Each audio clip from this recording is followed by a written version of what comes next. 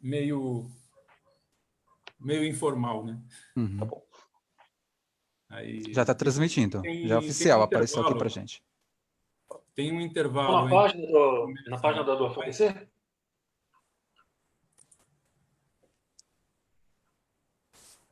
Cadê aqui o coisa? Vídeo. Tem um...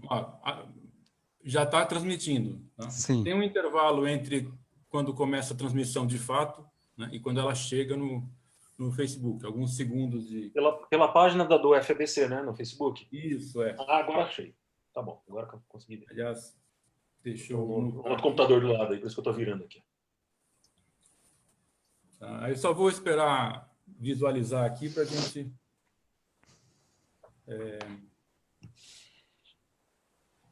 começar de fato. Vocês finalizaram o SE ou vão utilizar aquelas 3 semanas a mais? Eu acho que eu vou usar uma semana a mais. Na verdade, assim, eu não tive as aulas na semana do carnaval.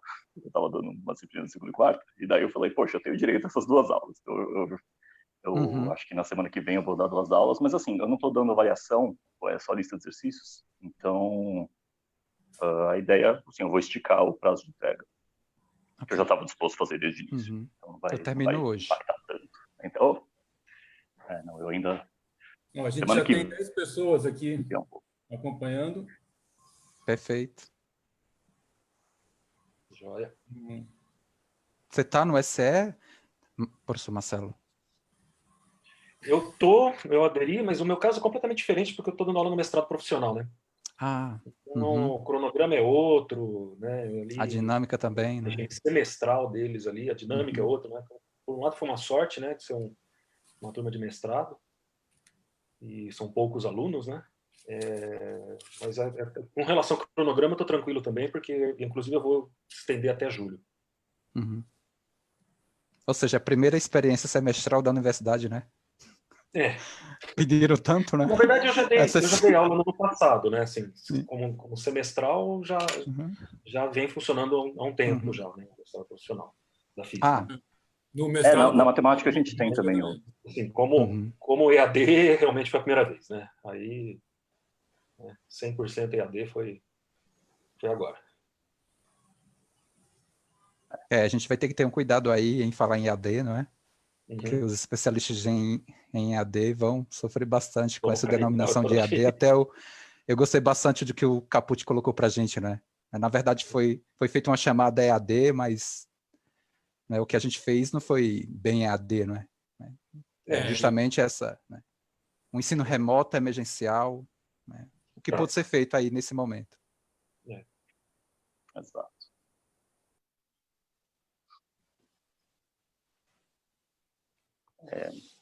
Existe um início oficial da live? Tipo, as pessoas já estão vendo? Tipo, a gente... Porque assim... Já estamos. Batendo papo como se a gente tivesse nada, mas já tem gente vendo, é isso? Sim. Quando der 2h05, mais um minutinho aí, a gente começa. Já tem um bom público para seguir. Falaram que tem uma reunião hoje no SEX, acho que no mesmo horário também, né, da nossa live. Mas como vai ficar gravado, né, o material vai ficar disponível, então... Não só, a gente vai editar também toda essa série de vídeos, porque, tipo, esse começo, que não é um começo, né? Corta, joga fora. Sim. Tem todos os vídeos e outras coisas, e a gente vai colocar no nosso canal no YouTube. Perfeito. Legal. Trabalhando nisso aí. Porque tem essas últimas, principalmente nesses últimos debates que a gente promoveu, foram, de fato, muito bons. Um material muito rico de reflexões, de informações. Então, eu acho que desde o começo a gente tem tido sorte de ter promovido assim, debates bem interessantes. Então, é um bom material para agora e para depois, para consulta posterior também. Muito bem. Vamos começar então, gente? Vamos sim. Então, bom, boa tarde, bom dia, boa noite, depende de quando a pessoa estiver assistindo isso. A gente está hoje mais um debate promovido pela TV ADUF-ABC. A gente vem desde final de abril, né, promovendo esses debates semanais, e, em particular, nos últimos 3 debates, sempre às quintas-feiras, a gente abordou o tema da educação, numa perspectiva ampla, né, a educação em tempos de pandemia. E, nesses debates, a gente conversou com professores pratas da casa, né, professores nossos da UFABC, especialistas em pesquisa na educação a partir de diferentes enfoques, né, cada um de uma área diferente, mas apresentando, discutindo, refletindo sobre a questão da educação nesse momento, a partir de grandes diretrizes, uma perspectiva ampla, que tocou em diferentes aspectos, parâmetros e critérios para a gente entender a educação num momento de crise como esse, alguns dilemas que se apresentam envolvendo nossas práticas educacionais, em particular a questão da inclusão e da exclusão, que foi um tema que pegou muito também no debate interno da UFABC, questão das políticas afirmativas, não um debate, mas, digamos assim, essa dualidade entre o público e o privado, enfim, apareceram uma série de questões muito interessantes, mas todas uma perspectiva ampla. Justamente o objetivo era um pouco esse mesmo, ajudar para que a gente colocasse um contexto, né, formulasse questões num contexto mais amplo para a própria universidade, não só a UFABC, mas todas as universidades tivessem um amparo, digamos assim, para o debate, aquele mais prático, né? O que vamos fazer, como vamos fazer. A gente sentiu falta, pelo menos na UFABC, dessa amplitude, dessa profundidade no debate que aconteceu, sem prejuízo das pessoas que participaram, né? Quer dizer, sem juízo de valor, né? Mas, num certo sentido, a educação em si ficou fora do debate, né? O que tinha uma certa urgência em dar respostas a uma situação emergencial. Repito, sem nenhum juízo de valor sobre esse caminho trilhado, mas a gente sentiu falta dessa profundidade, dessa perspectiva, e a gente promoveu esses debates. Mas também, ao longo dos debates, a gente sentiu necessidade de voltar um pouco, olhar também para o local, né? Digamos assim, um debate mais mão na massa, né? A partir, não de grandes princípios e perspectivas, mas a partir da prática mesmo, né? Como é que você lidou com isso e o que essa experiência proporcionou para você. Então, a gente pensou, em particular, de tratar isso no âmbito das ciências exatas e das engenharias, que tem uma série de especificidades que acho que merecem ser tratadas à parte. E, para isso, então, a gente está falando com vocês 3, né? O professor Rodrigo Roque Dias, da matemática, o Wesley Góes, da engenharia aeroespacial, e o Marcelo Leig, da física, todos professores da UFABC, e todos também têm além da experiência acadêmica, têm uma experiência de natureza administrativa, digamos assim, da gestão, ou atualmente, como o professor Rodrigo é membro do Conselho de Ensino, Pesquisa e Extensão, mas o Wesley foi coordenador do Bacharelado em Ciência e Tecnologia, e o Marcelo Leig foi diretor de um dos nossos centros, o CCNH, Centro de Ciências Naturais e Humanas. Então, particularmente o Rodrigo participou ativamente desse debate nesse momento, né? Mas todos têm um pouco também essa perspectiva da gestão ao tratar dessas questões. Então, primeiro eu queria agradecer a vocês de aceitarem o convite para participar dessa live, sei que para alguns de vocês é a primeira. Eu sei que é essa tensão da primeira live, e eu espero que um dia ela passe, porque para mim ainda não passou, mas enfim. Então, eu queria agradecer vocês de participar aqui e colocar, como a gente tem feito em geral 2 rodadas de falas, e depois a gente olha, se o pessoal aí no Facebook coloca questões ou reflexões, eu recolho e repasso para vocês. a ideia é a gente ficar conversando entre 1 hora e 15, algo desse tipo. Tá? E como a gente combinou um pouco já anteriormente, colocar para vocês uma primeira questão que, na verdade, é só passar mais ou menos a bola, não tão restritiva assim. Queria pedir que vocês falassem um pouco, fizessem um pouco um relato da própria experiência com o ECE. Para quem não é da UFBC, né, o ECE é uma modalidade de ensino remoto que foi adotada nesse período para completar o período letivo que já tinha iniciado. O título do evento hoje fala Desafios da EAD, mas, na verdade, a gente vai pensar de maneira um pouco mais ampla, né? O desafio do ensino remoto, qualquer formato que ele seja. Né? Então, gostaria que vocês fizessem um relato pessoal dessa experiência, talvez focando em alguns aspectos mais específicos das ciências exatas, e, se possível, que tipo de reflexões essa experiência tem gerado para vocês, tanto na questão da educação, da prática, da prática de ensino de vocês, ou de questões humanitárias, ou outras questões relacionadas à crise pandêmica em que vivemos. Então, agradeço de novo e passo a palavra, acho que o primeiro que vai falar é o Leig, né? Isso. Bom, inicialmente eu gostaria também de agradecer aí ao professor Capucci pelo convite. É um grande prazer para mim aqui estar falando aqui na live, né, da TV, da Associação Docente, da UFBC, passando um pouquinho aí das minhas experiências aí durante esse período.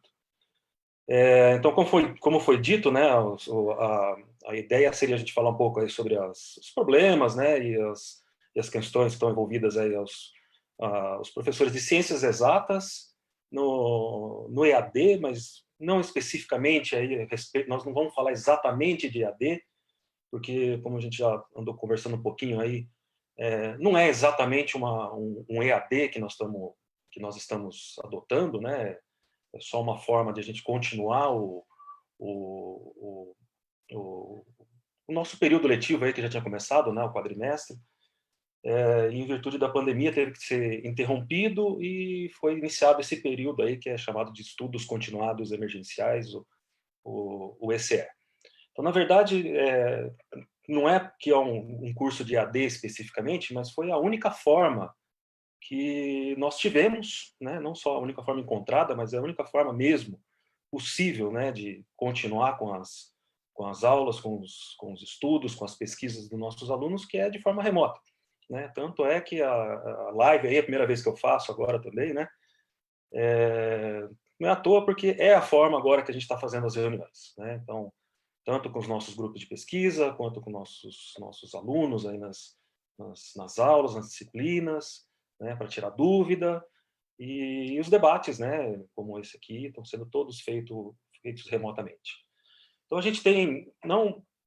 eu sou um pouco crítico aí a respeito do EAD, né, então, a meu ver, eu acho que não funciona em muitos aspectos e ser adotado integralmente 100% é sempre uma questão complicada, né, de ser implementado, especialmente um dos pontos que eu quero levantar hoje aqui, né, e também está falando um pouco aí sobre os professores da área de ciências exatas, né, mas como na UFABC nós temos essa divisão um pouco diferente, né, com relação às diferentes áreas do conhecimento.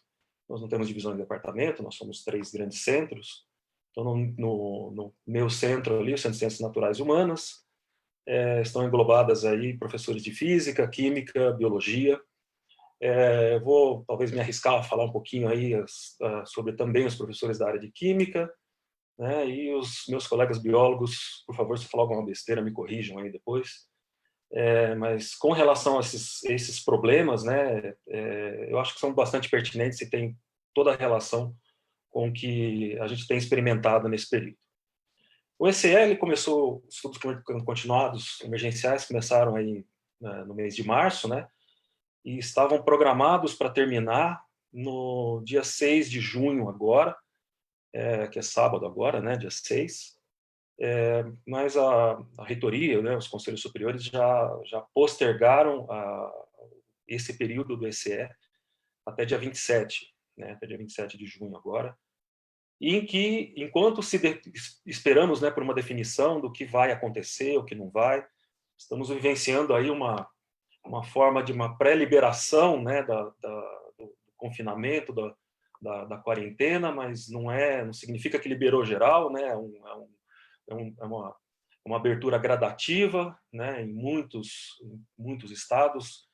Inclusive o Brasil é aparentemente o único do mundo que está passando por essa fase, em plena fase de ascensão, né, enquanto os números ainda estão crescendo, né, da pandemia. O número de contágios, de mortes ainda está na fase exponencialmente crescente, né? No caso do Brasil, a gente não passou ainda pelo ponto de inflexão, né? E não sabemos ainda exatamente quanto que o máximo de infecções vai acontecer.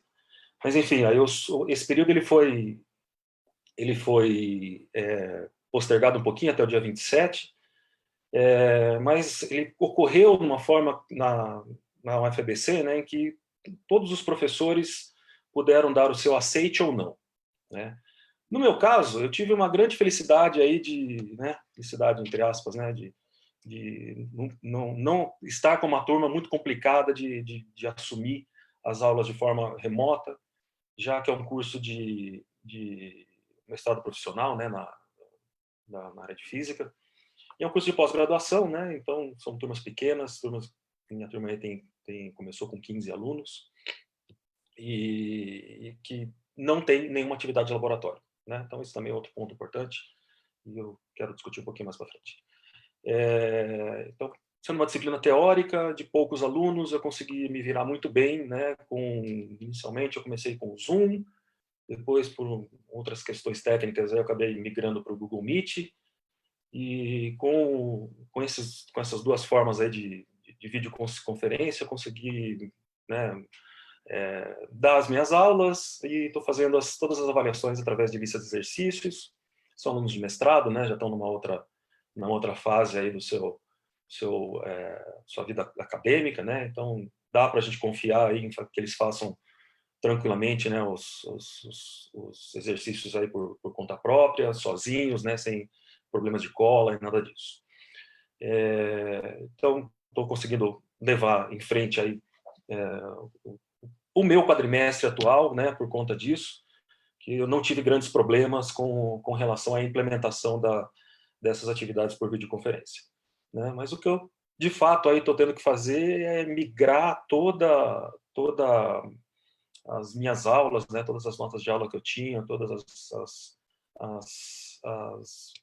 o material que eu tinha preparado, para agora tem que ser integralmente, né, na forma de apresentações, vídeos, simulações, né, coisas que anteriormente eu usava como uma forma de complemento, né, então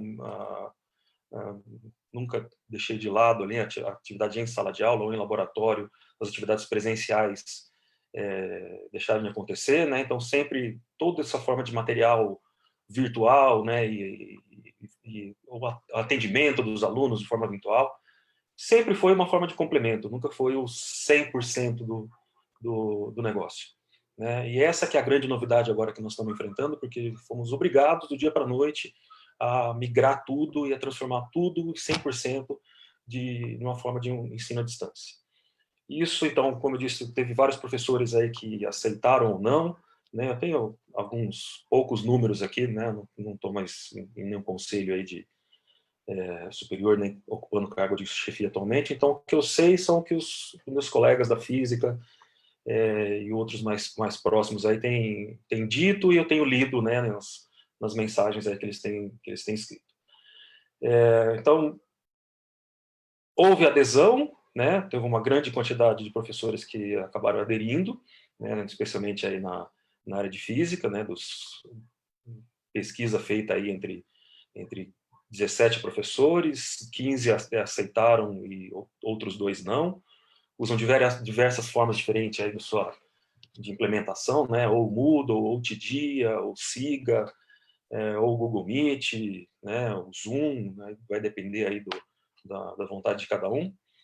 E eles têm reportado que a frequência tem sido boa, tá? Então, 25%, 50% de frequência, depende de cada turma, cada professor, 75% de frequência, né? E que tem sido muito boa também a entrega das atividades, né? De 75% a 100% dos alunos que têm participado, têm entregado as atividades que têm sido passadas para eles. E eu confirmo isso com as minhas turmas, tá? Então, no caso da minha turma, da turma que eu estou dando aula agora, também eu tenho conseguido aí uma ótima presença deles, né? Dos 15, sempre tem 10, 12 aí participando das aulas, e toda semana eles me entregam listas de exercícios, né? Então, isso tem ocorrido. Agora, o grande problema para os físicos, químicos, biólogos, né? Professores trabalham com ciências exatas, né? Mas ciências exatas quer dizer que usam matemática, né? Então, todas essas áreas aí, com certeza, usam matemática para tudo. Tem uma especificidade, né? Que são as aulas de laboratório. E esse é o grande problema, né? Então, turmas como TQ, né? De transformações químicas, eu sei, né, que todas as atividades experimentais foram suspensas, né? Disciplinas que tenham atividades de laboratório, né? A depender do experimento, não dá nem para a gente fazer como uma forma de simulação ou como um laboratório, como laboratório virtual, né? Você precisa estar presente, tem que ter um certo equipamento, tem que ter um espectrômetro, tem que montar o experimento antes de fazer a aula, né? Tem que fazer medidas, tem que fazer análise, e isso não tem jeito, não tem como, é virtualmente, praticamente impossível de se fazer de forma virtual, né? Então, nesse conjunto de professores e disciplinas, né, que envolvem ou uma grande quantidade de atividades experimentais, né, ou às vezes a disciplina integralmente, né, de laboratório, essas atividades elas têm sido suspensas, né? Não tem ocorrido de forma alguma, e esse é um dos grandes problemas, né, do ensino à distância, é um dos grandes problemas para a área de exatas, né, na implementação disso para atender, né, as exigências que a gente tem agora.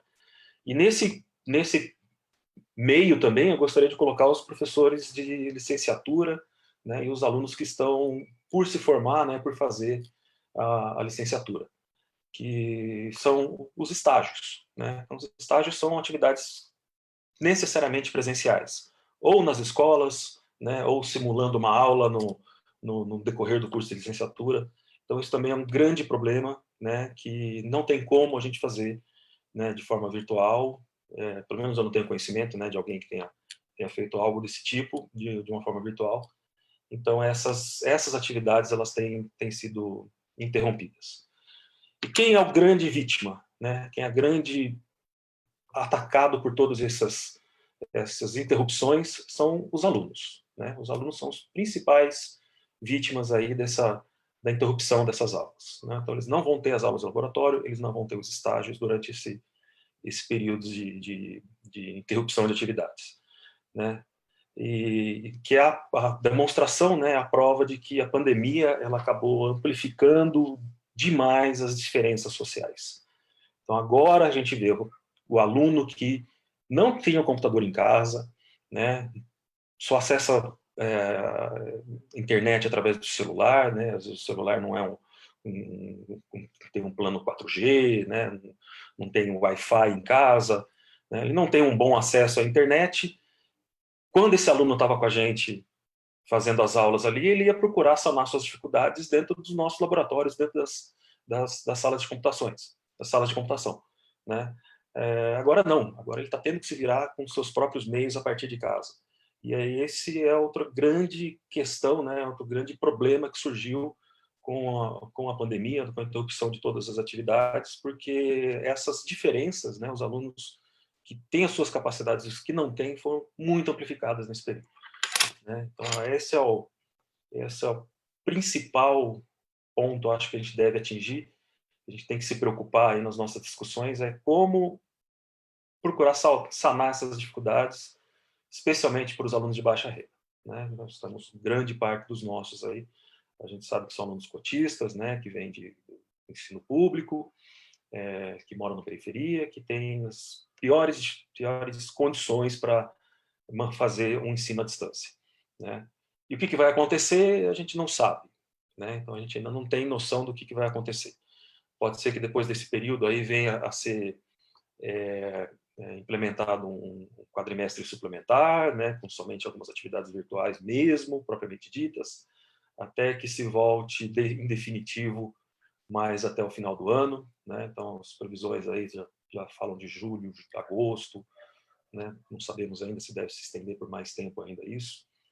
E nós temos que ver o que vai acontecer no decorrer desse período aí até o final do ano, né, para procurar sanar as dificuldades desses alunos. Já foi dito, né, que a maior parte das atividades experimentais, o que realmente precisar de presença, né, uma atividade presencial, vão ser todas feitas no final dos períodos, quando voltar, eventualmente a gente voltar ao normal, à normalidade. Mas aí se levanta outra questão, que é com relação às notas, como que fica, né, o lançamento de notas, se disciplinas que já deviam ser encerradas ou não, né? São questões ainda que estão muito em abertas para nós. Agora, outra coisa, né, que eu acho fundamental para a área científica, e isso é algo que a gente já vem fazendo há algum tempo, e nesse período agora também acabou se amplificando, é o papel do professor em ensinar e defender e fazer o esclarecimento a respeito da ciência para a sociedade como um todo. Porque, infelizmente, nós vivemos tempos muito sombrios, né? Os tempos que a gente vive agora, em que o obscurantismo parece tomar cada vez mais força na nossa sociedade e cada vez mais as pessoas estão acreditando nisso, né? Então, quando eu falava lá, há uns anos atrás, a Terra não é plana coisa nenhuma, né? E todo mundo dava risada, achava engraçado. Mas isso não tem nada a ver, isso não tem nenhum efeito na minha vida, é uma simples curiosidade astronômica, geográfica, né? Não tem efeito nenhum. Tá bom? Que o cara que não acredita que a Terra seja redonda, para mim, ele não deveria usar GPS, né? Tinha que ser proibido usar GPS. Mas enfim. Só que isso acabou evoluindo de outras formas muito mais perigosas, né? Da terra plana para os antivacinas, dos antivacinas para a cloroquina atualmente, né? Que não tem nenhuma comprovação científica, né? A gente sabe que todas as pesquisas sérias que estão sendo feitas não comprovam nenhuma evidência da sua eficácia, nem na fase inicial, nem na fase intermediária, nem nas fases terminais. Nem com o uso da azitromicina ou não, né, a hidroxicloroquina, a cloroquina, nenhuma dessas formas tem absolutamente nenhuma evidência de que elas estão ocorrendo, né, a sua melhoria nos quadros. Isso eu digo cientificamente. Tá? Então, cientificamente, é aquela pessoa que vai realmente ir lá para o laboratório testar quem toma o placebo, quem não toma, né, e vai anotar os resultados e vai ver quem que deu resultado positivo e quem que não deu. Então, essas pessoas que têm esses números nas mãos não estão encontrando resultado nenhum, né, evidente, né, nos resultados, nas medidas em laboratório, né? E a gente encontra até mesmo médicos, né, que fazem vídeo no YouTube, que dão suas opiniões aí, em especial aí que dão apoio ao governo atual, que simplesmente não se querem saber, né, da visão da ciência. Nós temos nos nossos próprios representantes aí pessoas que são terraplanistas, pessoas que são criacionistas, né, e que não estão preocupados com os resultados científicos, né, e que nas políticas públicas acabam atuando de forma contrária ao que as recomendações científicas a nível mundial estão sendo dadas, né? Então, esse acho que é um ponto que a gente tem que bater sempre, né, e sempre procurar esclarecer as pessoas, especialmente nessa fase agora, né, que nós estamos no isolamento, que a gente pode fazer as pessoas pensarem um pouco mais, né? Então, a ciência ela tem um ponto-chave nela, né, que é a autocorreção. Na medida que o seu resultado não está comprovando a sua teoria, né, de duas uma, ou o experimento está mal feito, você tem que fazer o experimento, ou pior ainda, você tem que refazer a sua teoria. Você tem a sua ideia a respeito da natureza que está errado, né, e você tem que se autocorrigir, né? Então, se tivessem resultados positivos com relação à cloroquina, certamente isso teria sido publicado, isso teria sido evidenciado na mídia, o mundo inteiro saberia. Né? Então, não são vozes na minha cabeça que vão dizer que o negócio funciona ou não. Né? A gente tem que ter o resultado prático, o resultado demonstrado pelo laboratório, né? pelos estudos, né? de quem está fazendo aí possivelmente o desenvolvimento de uma vacina. E isso são coisas que nós temos que nos preocupar nesse período aí para frente. Tá bom, acho que como uma fala inicial, vou deixar esses pontos aí. E aí, se alguém quiser me perguntar alguma coisa, pode me levantar aí a questão depois. Tá certo. Obrigado, Leig. Muito legal a sua fala. Quem é o seguinte, Rodrigo ou Wesley? Pode ser eu, Capucci. Falou. Tudo bom? Então, professor Capucci, antes da minha fala, gostaria de cumprimentar os outros 2 colegas que participam aqui desse debate e falar, né, do meu pesar e dos meus sentimentos para todas as famílias que teve, né, algum ente querido, né,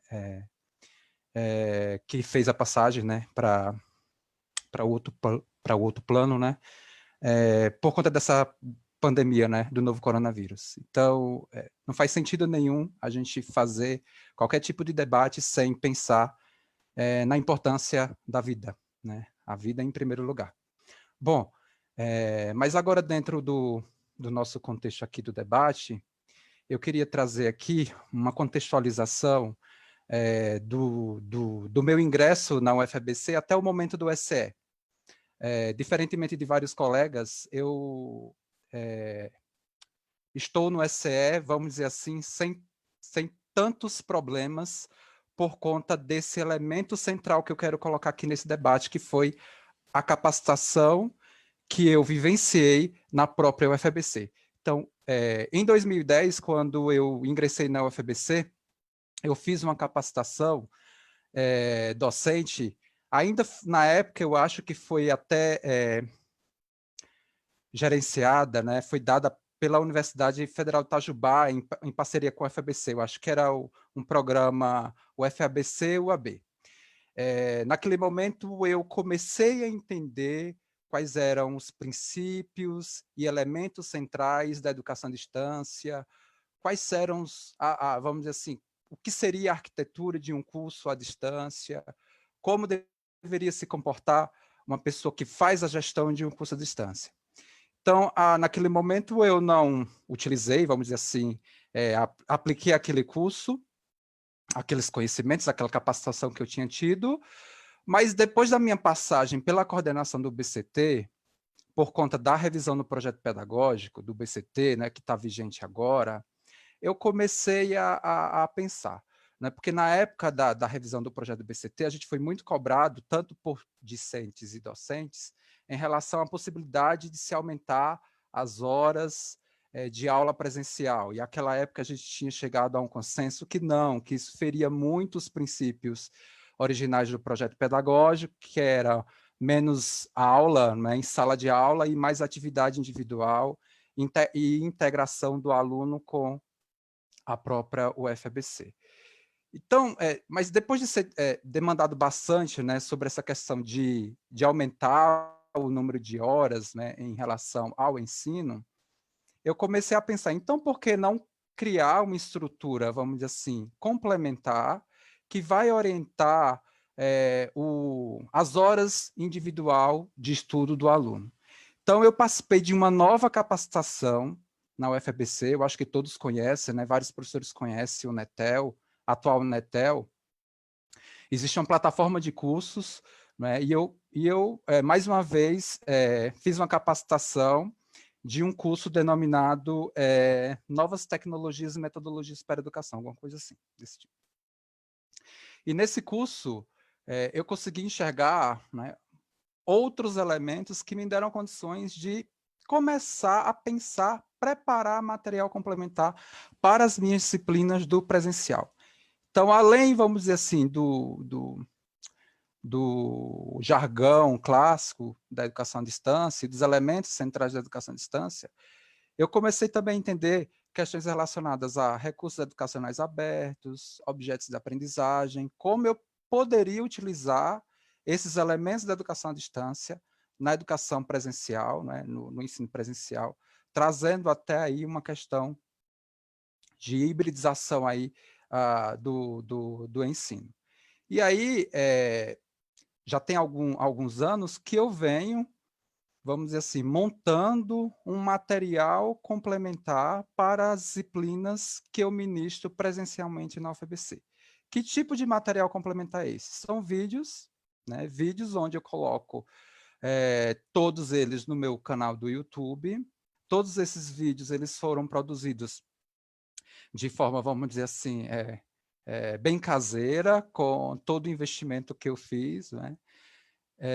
Alguns deles eu tive a ajuda de um aluno, que foi uma gravação realmente de aula, em sala de aula, mas eu não poderia, vamos dizer assim, ficar com esse aluno para sempre me ajudando, então eu tive que ter uma certa independência e começar a gravar esses vídeos de forma independente. Pensar em práticas utilizando material de baixo custo e começar a buscar, vamos dizer assim, objetos de aprendizagem, recursos educacionais abertos dentro da minha área, nas plataformas aí que existem, né? Nas bibliotecas que, na verdade, absorvem todos esses objetos, esses recursos educacionais de aprendizagem.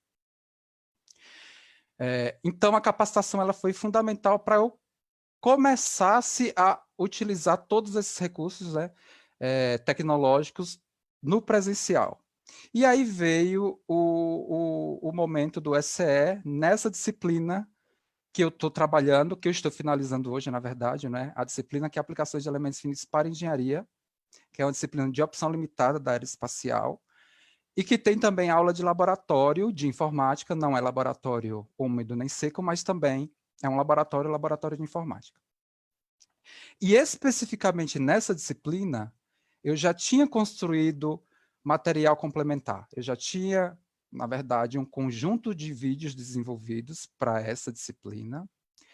E a própria disciplina, ela já foi, vamos dizer assim, planejada para que o aluno interagisse com esse material e, de alguma forma, vamos dizer assim, no sentido de sala de aula invertida, né, ele já fosse para a sala de aula com alguma coisa trabalhada nos vídeos. Mas isso tudo com orientação, já no próprio plano de ensino da disciplina e em conversas iniciais com os alunos no início do período letivo.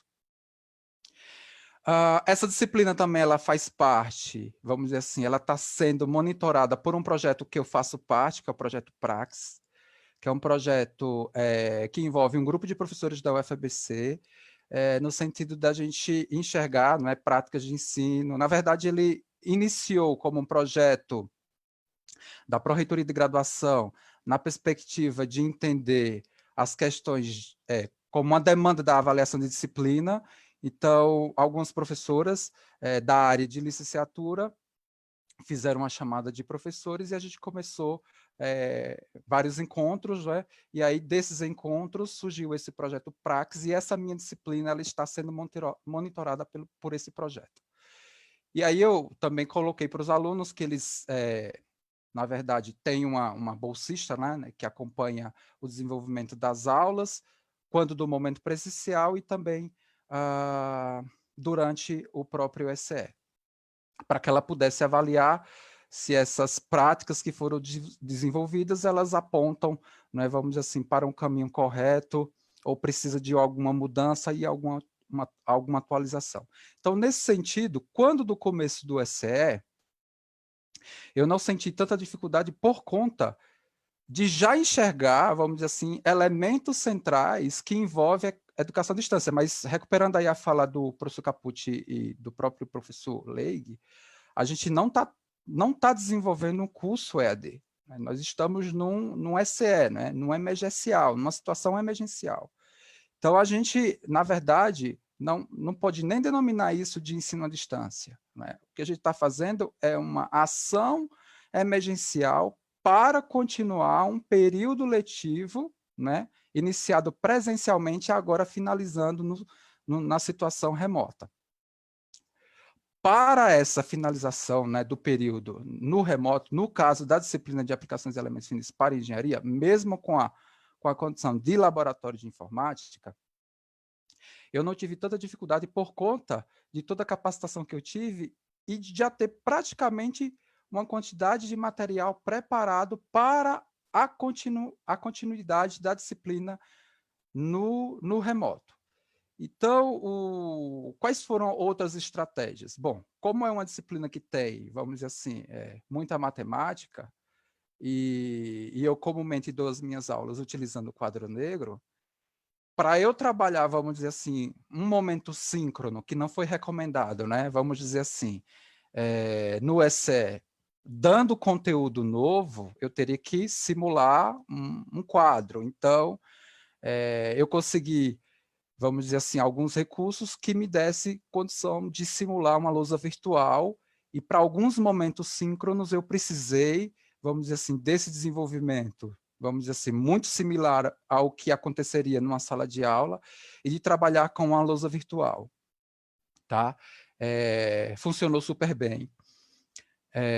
E outras situações que eu fui também analisando, no sentido do que dava certo e do que não dava certo, quando também, né, de conversas com colegas que trabalham efetivamente com a educação à distância. Por exemplo, né, nos vídeos que eu tinha desse canal, alguns vídeos eles chegam, né, praticamente a quase 2 horas, 1h30. E aí os meus colegas de educação à distância falam, né, especialistas, não, mas isso não funciona. Tá, mas esses vídeos que eu produzi, eu falo para o meu aluno que não é um vídeo contextualizado para um curso EAD, é um material complementar para a disciplina que está sendo ministrada presencialmente, agora não mais, né? Ela teve um pedacinho remoto, mas ela, vamos dizer assim, esses vídeos eles não fazem sentido para um aluno que não tem interação comigo. Ele só vai fazer sentido para quem tem interação comigo, para quem acompanha a disciplina, para quem interage comigo, para quem interage com o material que eu construí, né, que de alguma forma está integrado com o material todo, né, que eu preparei. E o feedback que eu tive dos alunos, né, até o momento, é que essa experiência, né, ela, vamos dizer assim, ela funcionou bem por conta das nossas 5 semanas letivas presencial, né? Então, aí a gente não tem ainda ideia do que é realmente fazer algo completamente remoto, sem ter tido um contato, né, vamos dizer assim, vai ser do início ao fim remotamente. Então, eles me deram como feedback que funcionou por conta das 5 semanas, né, do presencial, por conta de alguma forma de a gente já ter material desenvolvido, que foi adaptado, por conta, vamos dizer assim, da construção de um mapa de atividades, e aí esse mapa de atividades, ele é bem lógico na minha cabeça, né, devido à capacitação que eu fiz na própria universidade, ou seja, quando você pensa em estruturar qualquer curso à distância, ou seja, a arquitetura de qualquer curso à distância, dentro do que eu aprendi nessas capacitações, você tem que pensar no mapa de atividades, onde você vai ali explicitar ferramentas, recursos do seu ambiente virtual de aprendizagem, quais os passos que o aluno vai ter que percorrer para o sentido da aprendizagem, da interação com esse AVA, ou seja, para quem vai construir e para quem vai cursar, é importante esse mapa de atividades. Então, eu tive a preocupação de fazer o mapa de atividade, falar para o aluno, olha, o objetivo, né, a competência que você vai desenvolver com essa aula. Bom, o momento síncrono vai, né, debater tal ponto. Para você chegar no momento síncrono, você tem que passar por essa ferramenta, por essa atividade. Então, algo muito direcionado, né, particularizado. A construção do mapa de atividade ajudou bastante os alunos. E, vamos dizer assim, a quantidade de alunos da disciplina, porque, diferentemente do que alguns pensam, Não é a atividade remota que vai me condicionar salas com 200, 300 alunos, né, para um professor. Impossível, né? A minha disciplina ela tinha 35 alunos, né? Que é basicamente a quantidade de alunos que cabe ali no Laboratório de Informática de São Bernardo do Campo, são 42, mas a gente tinha 35 alunos originalmente. Porque é uma disciplina que tem prática, já eu entro nesse ponto da prática. Como foi que eu desenvolvi a prática e a questão das avaliações também, eu não posso esquecer. Tá? 35 alunos, então, além de toda essa condição, né, de material já pronto, da minha capacitação em relação a elementos centrais sobre educação à distância, e a questão, né, de se construir um material que, vamos dizer assim, dá lógica para o aluno cursista terminar, a questão da quantidade de alunos que eu pudesse atender, né? Ou seja, as horas de atendimento, né, para o aluno, né, eu continuei com os mesmos dias de atendimento do que era o presencial, né, 2 horas de atendimento, né, individual para alunos, né, nas segundas e quartas-feiras. A disciplina ela tinha momento síncrono na terça e na quinta, e tinha horário de atendimento na segunda e na quarta-feira. E, vamos dizer assim, horário de atendimento formal, mas a gente também acabou disponibilizando todos os canais para que o aluno pudesse entrar em contato com você o momento que ele quisesse. Porque eu já sabia também que para manter o engajamento do aluno e o EAD funcionar, o feedback ele tem que ser praticamente imediato. Não adianta o aluno tirar uma dúvida com você e você deixar para responder, sei lá, 2, 3, 4 horas depois ou no outro dia. Não. Se isso acontecer, o engajamento dele, né, vamos dizer assim, no seu curso, né, ele vai diminuir. E olhe que o nosso aluno, ele sentiu na pele o que é, vamos dizer assim, fazer vários cursos nessa perspectiva do remoto, não é? Por quê? Porque outro ponto central do nosso projeto pedagógico, que é a autonomia do nosso aluno, vamos dizer assim, ele foi fortemente praticada pelo aluno agora, né? Ele viu que a quantidade de atividades, de tarefas e de demanda, muitas vezes colocada pelos professores, superou, né, o né, as horas individual de estudo originalmente planejada para a disciplina. Então, e aí, se ele não tem esse feedback imediato, o engajamento dele, né, diminui. Então, a gente tem que também estar ligado com essas questões, né, do engajamento do aluno para a sua disciplina, porque o seu interesse é que ele realmente inicie, né, e termine, né, a disciplina. Em relação ao laboratório, como a minha disciplina, diferentemente do professor Lei, a minha disciplina ela envolve, na verdade, modelagem e simulação.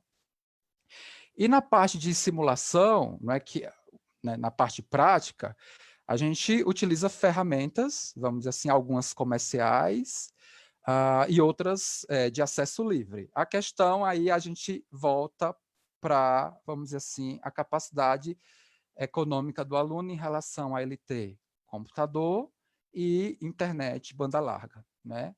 Então, foi um outro ponto. Então, dos meus 35 alunos, 9 desistiram, e alguns deles explicitamente me retornaram falando: professor, eu gostaria muito de continuar a sua disciplina, mas eu não vou continuar porque eu não tenho computador, e eu acho que, como a disciplina é uma disciplina de simulação, eu vou ficar prejudicado nessa questão dos laboratórios, né?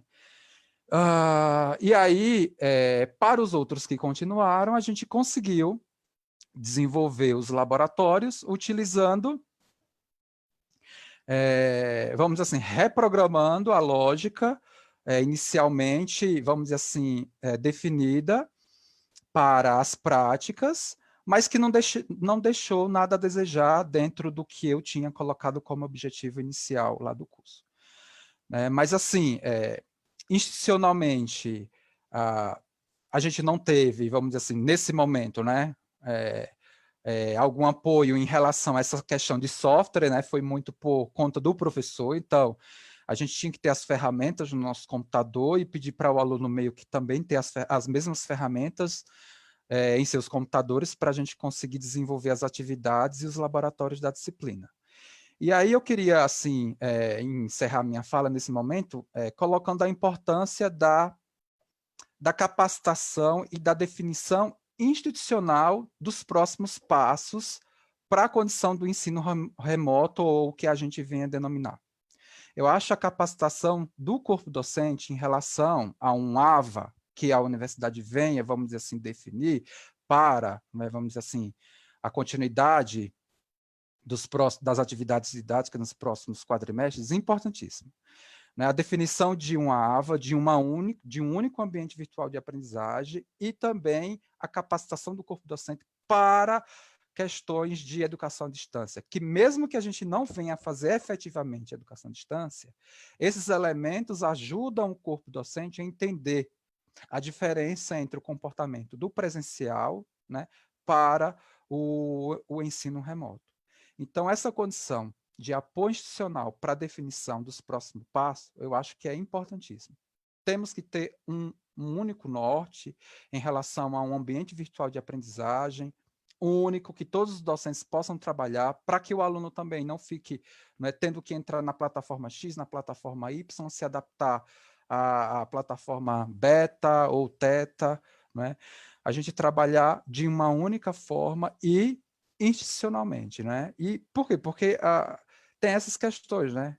Algumas disciplinas elas vão poder ser trabalhadas plenamente, até no seu viés prático, né? Mas com apoio também institucional, porque a gente muitas vezes não vai ter as ferramentas, ou todas as ferramentas que a gente precisa, elas não são de acesso aberto.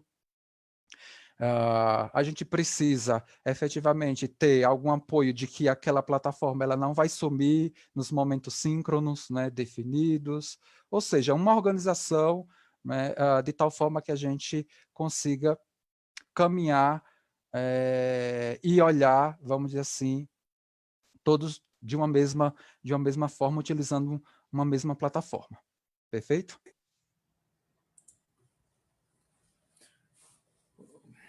Obrigado, Wesley. Acho que a sua fala coloca alguns elementos bem interessantes, tanto da necessidade, isso já tinha aparecido em outros debates também, né, de um tempo de preparação, de capacitação, mas parece também prever implicitamente pressupor algum tipo de normalidade, que é tudo que a gente não tem agora, né, para poder efetuar um ensino remoto adequado. Mas vamos deixar isso mais para as perguntas posteriores. Rodrigo, contigo a palavra. Boa tarde, obrigado, Desculpa, só reforçar, que eu coloquei escrito aqui nos comentários do Facebook, mas reforçar, quem quiser fazer perguntas ou propor alguma reflexão, usem lá os comentários, e aí, ao final dessa rodada, eu passo para os debatedores. Vai lá, Rodrigo. Valeu. Bom, boa tarde a todos e todas que estão nos vendo.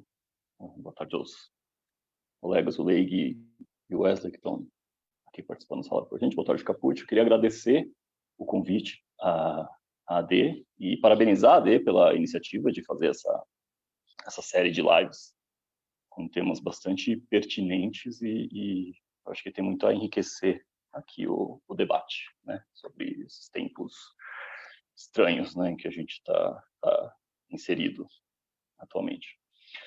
Bom, eu vou começar fazendo, primeiro, contar brevemente o meu relato de como está sendo a minha experiência aqui com o ECE, e daí passar para questões um pouco mais gerais, né? Então, eu também, assim como o Leig, eu tive, num certo sentido, e muito, entre aspas, sorte de estar com turmas pequenas. Eu estou, neste quadrimestre, ministrando 2 disciplinas, uma turma em cada disciplina, são 2 disciplinas diferentes.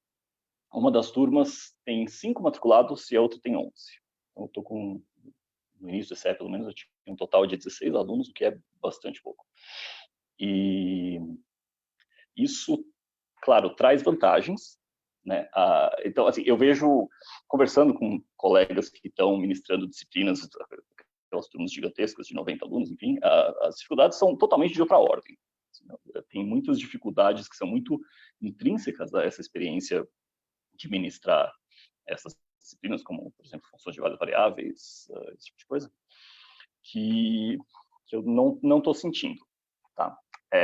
Como é que está sendo para mim? Bom, a princípio o que eu falei foi, o que eu propus para os alunos foi, olha, eu vou disponibilizar o material, nunca síncrono, porque era recomendação, né? E até eu entendo a recomendação para tentar atingir mais pessoas que talvez não tenham banda larga o suficiente para acompanhar uma coisa ao vivo pela internet. Mas, então, eu falei, vou disponibilizar material, notas de aula, enfim, e nos horários de aula vou estar à disposição para tirar dúvidas, tal, quem puder aparecer. Na prática, o que acontece é, quando eu chego no que seria os horários de aula, acaba virando uma aula, porque muitas vezes a maior parte dos alunos não tinha lido o material, então não tinha tido um contato prévio com o material, então na prática o que eu fazia era eu lia as notas de aula com ele, explicando coisas. Então, eu felizmente tenho a sorte de ter uma mesa dessas digitalizadoras, né, um tablet com caneta e tal.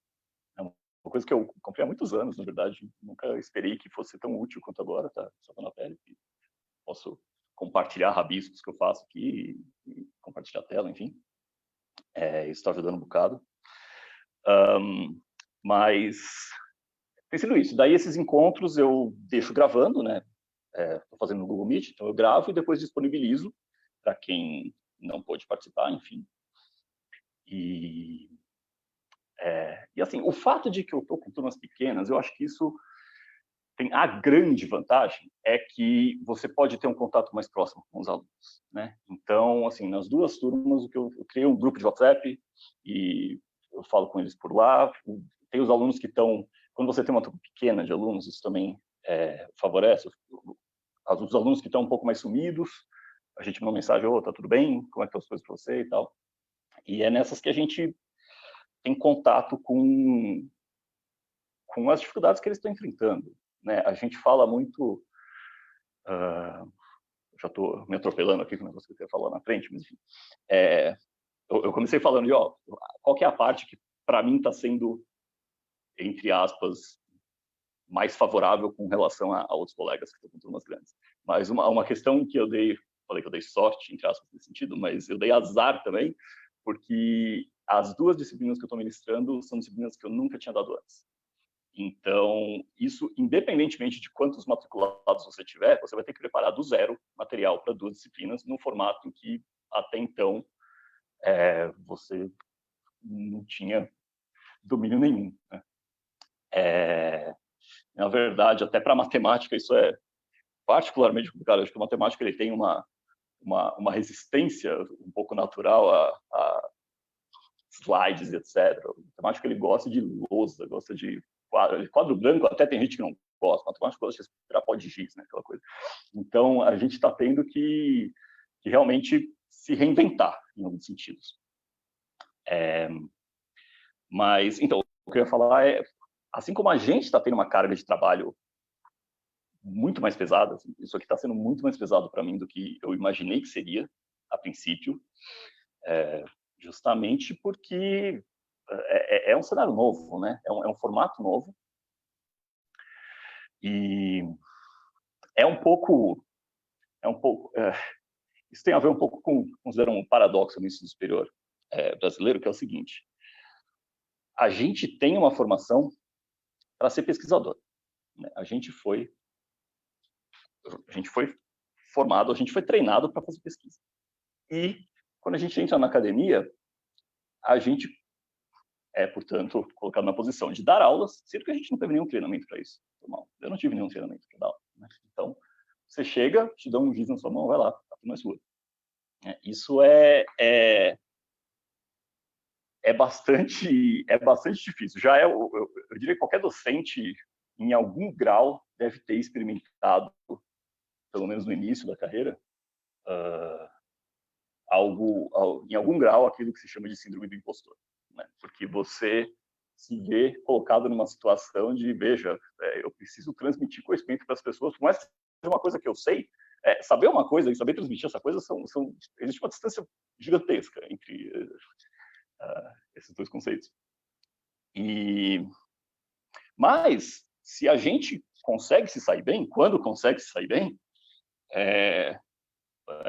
claro que é uma coisa que a gente vai aperfeiçoando sempre, né? Mas quando a gente consegue se sair bem, é graças a experiências prévias que a gente tem, certo? Porque, bem ou mal, a gente foi aluno. A gente foi aluno por bastante tempo. A gente teve uma carreira bastante extensa de estudante, desde graduação, mestrado, doutorado, enfim. E então a gente sabe dizer, a gente tem referências na nossa cabeça de exemplos bons e maus de professores que a gente teve e o que fazer e o que não fazer. A gente tem alguma coisa no nosso banco de dados implícito na nossa cabeça e a gente tenta se balizar por isso, né? E também, claro, a gente tenta se pautar por aquilo que deu certo para a gente quando a gente era aluno, né? Então, eu acho que, ainda que não seja super consciente, no fundo é isso que você acaba fazendo, né? No fundo, é esse o seu pontapé inicial, né, na carreira, quando você começa a dar aula. E daí, é claro, né, com a experiência, né, conforme você vai dando aula, você vai melhorando, se tudo deu certo. Eu diria até que, sei lá, eu estou na UFDC, meu primeiro emprego como docente, então faz 4 anos e eu ainda me sinto um bebê aqui, sabe? Eu estou muito longe do meu ponto de ótimo ainda no que diz respeito a ensino. Mas o que eu ia falar é que a gente aprende, então, graças a essa experiência, né? E eu diria até às custas, né, dessa experiência, porque, bem ou mal, é meio ruim falar isso, mas os nossos alunos, especialmente os primeiros, eles são nossas cobaias, né? Então, a gente é colocado nessa posição de ter que fazer uma coisa para a qual a gente não teve um treinamento específico. E, enfim, com o tempo a gente acaba, se tudo deu certo, conseguindo um relativo êxito. Se tudo deu muito certo, não relativo. Mas o que eu ia falar é o seguinte: se a gente consegue esse êxito, é por causa das referências que a gente tinha. E para esta situação que a gente está agora, a gente não tem referência nenhuma. Eu não sei dizer, eu não me lembro de quando, é verdade, quando eu era aluno eu tive que fazer um curso remotamente. Isso não existia, sabe? Então, a gente foi colocado muito subitamente numa situação em que está todo mundo no escuro, né? Está todo mundo, não só a gente, mas os alunos também. Eu acho que esse está sendo o principal, esse eu acho que é a principal é a origem de todas as dificuldades, né? Não é a origem, mas é uma delas, é um entrave grande. Porque, então, assim, uma coisa que eu tenho procurado ser bastante transparente com os alunos que estão cursando as minhas disciplinas é justamente isso. Eu falo, galera, isso aqui é uma coisa que eu, sinceramente, eu não sei fazer. Eu estou aprendendo. Tá? Eu sei que vocês também estão aprendendo a acompanhar um curso nesses moldes, né? Para eles também é novidade. E a gente precisa se ajudar, sabe? Se estiver fazendo um negócio, isso aqui não está dando muito certo, você tem que falar, né? Vamos tentar fazer uma correção de rota aqui para que a coisa flua de alguma maneira proveitosa para todas as partes, né? E, enfim, para mim está sendo uma experiência extremamente intensa, né? É uma carga de trabalho descomunal que eu tenho tido, mas eu acho que a gente, esse é um cenário em que a gente está tendo a oportunidade de repensar muitas coisas da nossa prática de ensino que podem ser aproveitadas também num cenário futuro novamente presencial. Tanto como essa que estava falando, incorporando elementos complementares que podem ser desenvolvidos a título de ensino remoto, como vídeos, etc., nas disciplinas presenciais, mas não só, porque, bem ou mal, a gente, como eu disse, a gente tem uma tendência a querer reproduzir para os nossos alunos aquilo que deu certo para a gente, o que nem sempre é o que vai dar certo para eles, né? Então, como a gente está agora nesse momento a gente saiu, a gente se coloca, quando a gente faz isso, de reproduzir para os alunos aquilo que deu certo para a gente se coloca numa posição um pouco, a gente se acomoda, porque a gente fala, não, isso aqui que eu estou fazendo deu certo para mim, é uma coisa que dá certo, vamos lá. E a gente acaba não repensando muito sobre, peraí, mas o quanto isso que deu certo para mim está de fato dando certo para eles. Então, este cenário de agora está fazendo a gente repensar o tempo todo como a gente está tentando transmitir o conhecimento para o aluno. Eu acho que se tem uma coisa boa que está saindo dessa experiência, é essa. Não só individualmente, é claro que individualmente você pode fazer a sua avaliação do que está acontecendo e também conversando com seus alunos, é claro, esse feedback é essencial, na verdade. Mas também eu acho que a gente está sendo, que é o que está acontecendo exatamente agora, né? A gente está muito mais propenso e disposto a trocar figurinha a respeito da prática de ensino, que é uma coisa que a gente, infelizmente, faz muito pouco. Então, eu acho que se tem uma coisa em que a gente deve investir a partir de agora, é nisso. E novamente, eu parabenizo a AD por estar promovendo esse espaço de debate em que a gente pode refletir sobre as questões.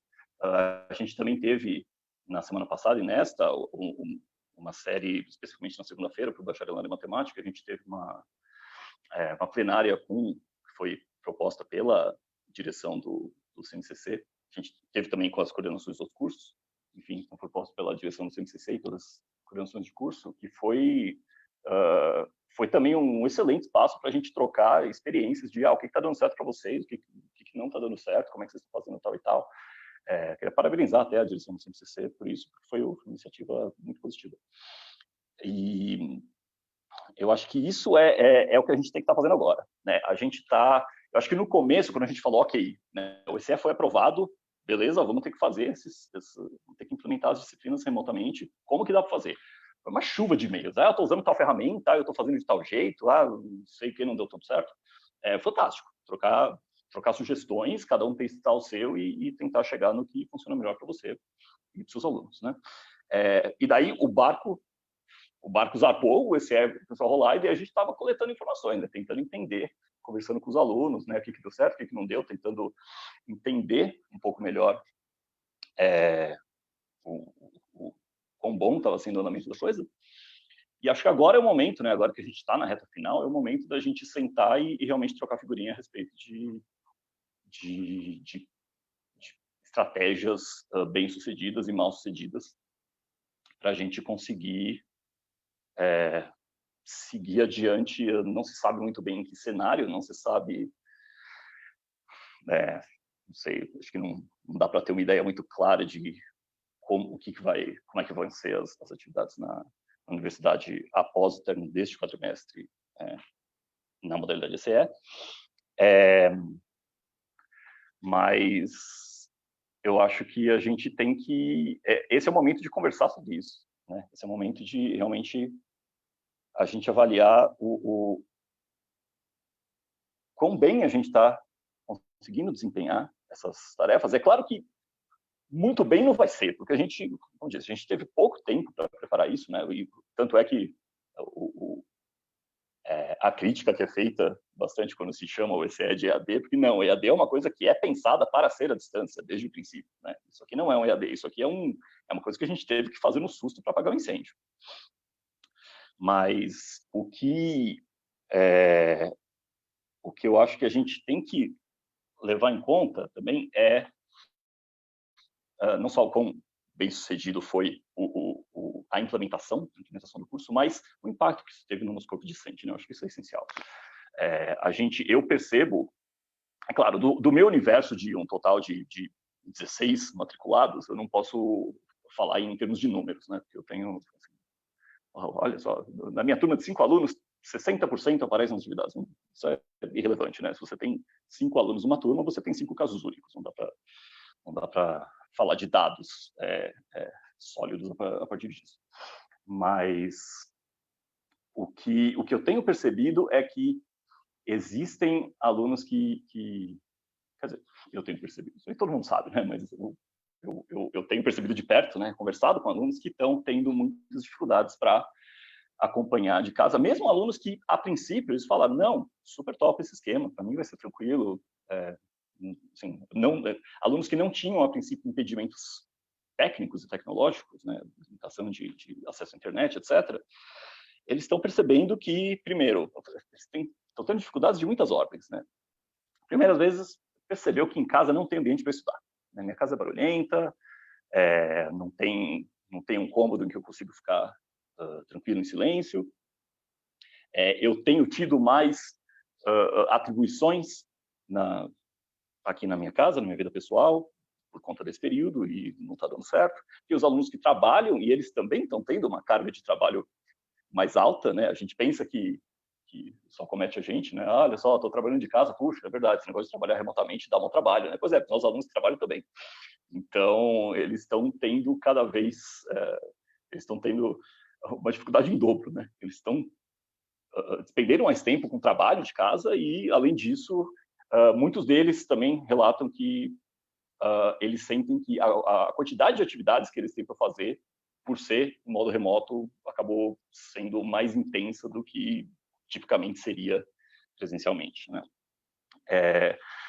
Eu acho que um papel, uma coisa que a gente tem que se atentar nesse cenário, né, nós docentes, é que é um cenário de exceção, né? A gente está um dos raros momentos da história em que a gente pode usar a palavra excepcional sem ser um exagero. Então, eu acho que é importante que a gente seja sensível a essas dificuldades, né, do nosso corpo discente. É claro que, assim, existem dificuldades do nosso corpo discente também no esquema presencial e a gente também deve ser sensível a elas. Mas, particularmente neste cenário em que as coisas estão ficando cada vez mais incertas, né? Quando a gente estava discutindo ECE ou não ECE no CONCEP, faz umas 10 semanas, sinceramente, eu imaginei que em setembro a gente estaria voltando a ter atividades presenciais, né? Hoje eu não vejo isso acontecendo. Hoje não me parece um cenário provável, né? Então, eu acho que, face a todas essas incertezas, eu acho que a gente tem que procurar também ser mais qual é a palavra que eu quero? Ser mais humano, né? Com as pessoas que a gente está lidando, com seus nossos alunos, né? Uma coisa que eu fiz, as minhas, que seriam as avaliações presenciais, eu acabei convertendo em lista de exercícios, eu não tenho muito problema com isso, especialmente turmas pequenas, e especialmente as disciplinas que eu estou ministrando, elas são disciplinas não são disciplinas de fazer conta, né? São disciplinas mais de demonstração, de argumentação e tal. Então, é muito difícil uma pessoa copiar da outra sem que isso fique, assim, transparente para quem lê. Então, isso para mim não é um problema. Não vejo esse risco acontecendo. Mas uma coisa que eu procurei fazer também foi... eu procurei ser bastante flexível com relação ao prazo de entrega dessas atividades, das listas, né? Justamente porque, enfim, não sei qual que é o contexto pessoal que o aluno se insere, às vezes ele não está conseguindo. Aquela semana foi uma semana em que, sei lá, coisas aconteceram, então eu acho que é interessante ter uma gordura, uma flexibilidade nesse sentido. E talvez por conta disso eu não tenho ainda uma ideia muito clara de quão certo isso aqui está dando, porque eu acho que por conta disso a maior parte dos alunos deixou a minha disciplina para ser a que eles vão resolver por último no quadrimestre. Então, a maior parte ainda está atrasado para entregar as atividades, então eu não sei nem dizer quantos dos que não entregaram foi por desistência ou por realmente, vou fazer ainda, só não consegui ainda porque eu tenho prova das outras matérias. Mas, então eu ainda não tenho uma posição muito final a respeito do ECE, como foi a minha experiência com o ECE. Em todo caso, eu acho que está sendo uma experiência que está levando a gente a pensar em muita coisa que a gente nunca tinha pensado antes, porque o cenário não exigia, mas também a gente nunca tinha pensado antes porque a gente estava relativamente acomodado e a gente tinha uma certa resistência à mudança, né? Então, acho que as minhas considerações iniciais posso considerar que são essas. Obrigado. Valeu, Rodrigo. O ruim de ser mediador é que você quer também participar como debatedor, não pode, né? Mas, enfim. Eu não me oponho. Não, mas não é o combinado. Além de agradecer essas 3 primeiras falas, eu vou mudar um pouquinho o roteiro da nossa live, Eu não quis interromper vocês enquanto estavam falando, porque acho que as falas estavam boas, articuladas e tal, seria meio que quase uma violência interromper.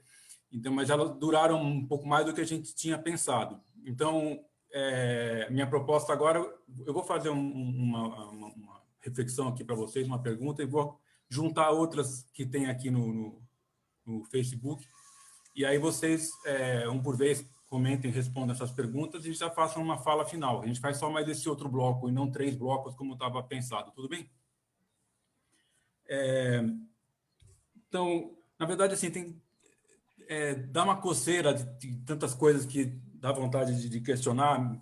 Só para dar um exemplo, a expressão isso dá certo, isso não dá certo, ocorreu em várias falas, né? E, como bem pontuou a Suzy Pisa num dos primeiros eventos sobre esse tema, o que significa dar certo, né?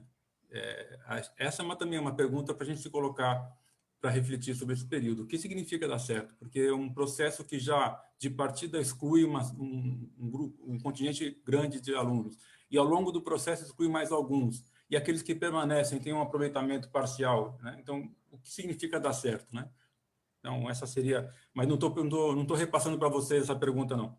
Eu queria, dentre essas tantas, colocar a questão do tempo necessário para nós, para a universidade, e nós não somos só nós docentes, é a universidade, incluindo os discentes também, refletir no que é possível e o que é devido fazer nesse próximo período, futuro próximo, por mais incerto que seja, né? Acho que nas 3 falas, e naquelas também de outros professores que falaram em debates anteriores, fica claro que a universidade tem que parar para pensar, não parar no sentido de inatividade, né? Mas desde perguntas específicas colocadas um pouco pelo Rodrigo, esses questionamentos que aparecem, né, a partir de uma prática totalmente fora da própria experiência, como questões de capacitação, né, que o Wesley colocou, ou outras questões de maior respiro, até a necessidade, eu diria, que está implícita na fala do Leig, da universidade atuar em defesa, e não só defesa, mas em defesa e promoção da ciência, né, num contexto não acadêmico, né, num contexto, eu diria, quase político-cultural, né? Me lembrou até uma fala da professora Regimeire Maciel em um desses debates, que ela colocava mais ou menos literalmente, né, que a educação é um espaço no qual devemos ou podemos propor respostas para essa crise. Eu acho que quem mais, né, do que nós da área científica pode dar uma resposta, não só resposta, mas atuar em defesa e promoção da ciência nesse momento, né, com a importância que tem nesse momento. Então, assim, já há questões genéricas como qual o papel da universidade, demanda tempo, até questões mais específicas, como promover atividades e quais atividades promover, né, nesse período, são questões que me parece demandam tempo ativo, né, um tempo de reflexão, de envolvimento da comunidade. Então, eu gostaria de perguntar para vocês como é que vocês veem essa necessidade a partir da experiência que vocês tiveram, da reflexão que vocês tiveram nessas semanas que se passaram. De fato, a universidade precisa parar para arrumar a casa, vou roubar a expressão também de uma outra colaboradora desses outros debates. Repito, não é um parar inativo, é um parar ativo, né? De repensar as formas, até as práticas que a gente tem, né? Será que a gente tem que tentar forçosamente reproduzir situações de sala de aula na precariedade do mundo virtual, ou a gente tem que buscar outras formas pedagógicas, experiências de aprendizado? E não só de aprendizado, mas experiências educativas, enfim. Então, a minha pergunta específica é sobre o tempo. Vocês acham que a gente precisa desse tempo ou vamos caminhando, vai arrumando a casa conforme caminha, né? Aí deixa eu colocar algumas que estão aqui. Acho que a primeira que apareceu como pergunta foi da Maria Carlotto. Rapidinho, achando aqui. Ela colocou 2 perguntas e um comentário. Cadê a pergunta aqui? Achei. Concordo com todos que disseram que o ECE não é EAD, mas pode ser que a emergência torne-se uma situação de mais longo prazo, sobretudo para docentes e discentes do grupo de risco, de modo que não vamos mais poder fugir do debate sobre EAD, né? Daí a provocação do título. Como vocês veem essa questão? A segunda questão que ela coloca é, queria saber como vocês veem a questão das aulas práticas na modalidade à distância. O comentário que ela coloca depois é que compartilhar a minha experiência no curso livre. A professora Maria Carlotto, ela não aderiu ao ECE e deu um curso livre no lugar, né? Voltando à frase dela, eu dei aulas síncronas de 2 horas, uma vez por semana, as quais eram gravadas e depois disponibilizadas. Os alunos me disseram que as atividades síncronas foram fundamentais e que sentiram falta disso no ECE. Depois... Aqui tem uma pergunta da Andréa Bodin, mas é uma pergunta para a instituição. Institucionalmente, existe algum apoio para os alunos que não têm computador? Posso te responder que, por hora, não. Tem se buscado alguma solução, mas não. Outro comentário da Maria Carlotto ao Wesley, né? Eu concordo com o Wesley que é preciso dar feedback rápido, mas tem o outro lado disso. Às vezes dou aula até 23 horas e me pego respondendo mensagem mais de meia-noite. Não sei se é saudável isso. Tem um comentário de uma outra pessoa lá no final que vai também um pouco nessa direção. Aqui, nada, desculpem. Tem mais uma outra.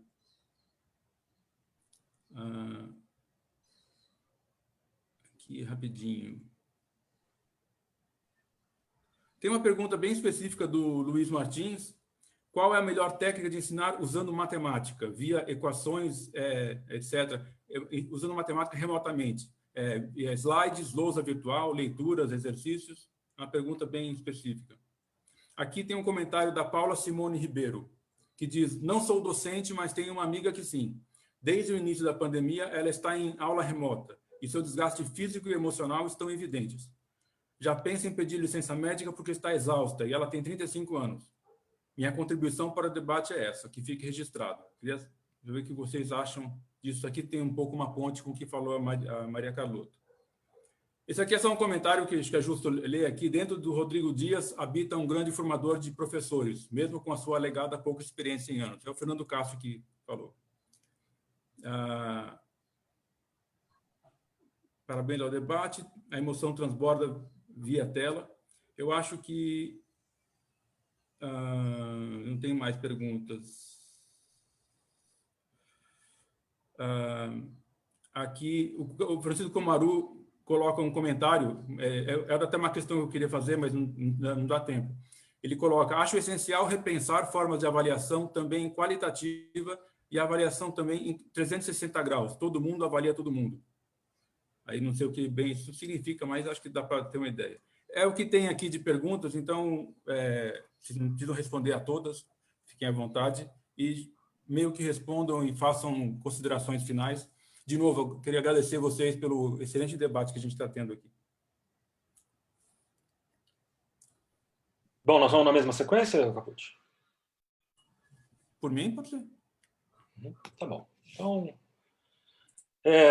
como vai ser uma fala final, né, gostaria já de começar agradecendo a oportunidade de participar, né, o Capucci, aí, os colegas, Rodrigo e o Wesley que participaram, todos que estão assistindo aí, né, de tomar o seu tempo para ouvir um pouco aí das nossas experiências, né. E aí, com relação ao tempo, né, que foi uma das questões que foi levantada, né, se é o tempo necessário que a gente vai ter ou não para o que fazer, né, e que tipo de estratégias devem ser adotadas. A gente costuma dizer na física, né, que o tempo é relativo, vocês sabem disso, né? Então, depende, né? Depende basicamente do futuro, né? A gente ainda não sabe o que vai acontecer, de que forma vai acontecer, então são todas questões ainda sem solução. A gente não pode dar uma solução fechada nesse momento, né, para dizer, olha, é isso que a gente deve adotar ou não, né? Então, uma coisa que é certo que deve ser feito é a discussão, né? Então, o tempo para a gente decidir o que fazer certamente vai ter que ser alocado para isso, né? As pessoas vão ter que discutir todas as questões pertinentes relacionadas, desde capacitação, a aulas práticas, né, de forma de fazer avaliação.